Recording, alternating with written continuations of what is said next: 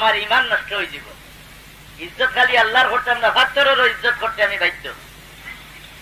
যেমন হরম শরীফ গেলে হাজি হলে 2 রাকাত নামাজ পড়েন মকামে ইব্রাহিমের সামনে গিয়া, মকামে ইব্রাহিম এক পাথর, যে পাথরের উপরে ইব্রাহিম আলাইহিস সালাম খাড়া হইয়া কাবা শরীফ বানাইছিল, 2 কদম মোবারকের নিশান। ইব্রাহিম আলাইহিস সালামের 2 কদম মোবারকের নিশান এই পাথরের উপরে। এই পাথরকে যদি আমি অবহেলার চোখে দেখি, নিন্দা করি, যে আমার ইমান রইব নি? খালি আল্লাহর তাজিম করি আমি মুমিন হইলাম নি না? আল্লাহ ফরমায় মাই ইউআযিম শাইরাল্লাহি ফাইন্নাহা মিন তাকওয়াল কুলুব।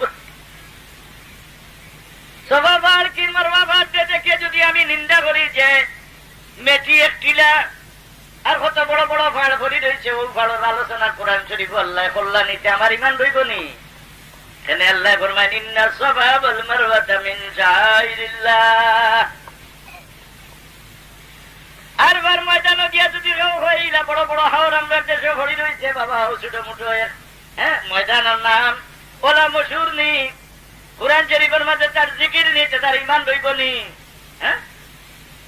আল্লাহর সংস্রবী যত জিনিস, এই সমস্ত জিনিস রে নিন্দা করার পরে ইমান থাকে না। আল্লাহর হবিব রে নিন্দা করার পরে, আল্লাহর হবিবের ইজ্জতের বিপরীত একটা সুদ পরিমাণে কোন শব্দ খেয়ে মুখ থেকে বার করার পরে আল্লাহর কোরআনে তার লাগি লানত সাবিত করি দে, ইন্নাল্লাযীনা ইউযুনাল্লাহ ওয়া রাসূলাহু লা'নাহুমুল্লাহু ফিদ দুনিয়া ওয়াল আখিরাহ ওয়া আ'আদ্দা লাহুম আযাবান আযীমা।